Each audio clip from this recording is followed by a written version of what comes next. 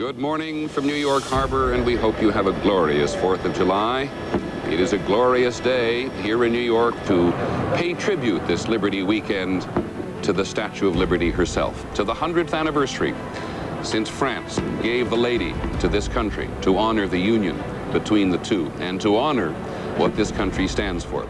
The dedication of the Statue of Liberty. So, the French were coming in and they had 10 airplanes.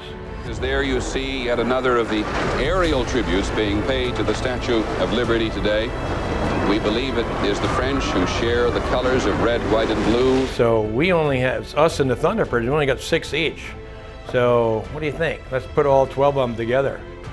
And so that's the only time I know of where all 12 of us, the Thunderbirds and the Blue Angels, flew together.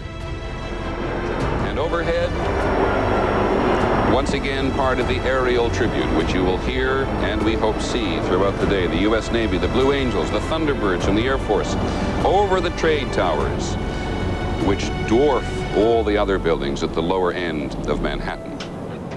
And on the way in, you know, I'm the flight leader, and I think it was Steve Trent he was flying on the wing, and that was fine. We went in up the Hudson River, right over the statue and through downtown where all this stuff was going on. But then we went up the Hudson River and did a 90-270 turnaround and went the other way. Now they're leading. Over Manhattan and over Governor's Island, where the Delaware Indians and the Mannahattas Indians used to paddle, the aerobatic teams of the Blue Angels and the Thunderbirds. Only they got F-16s and we can't keep up with them.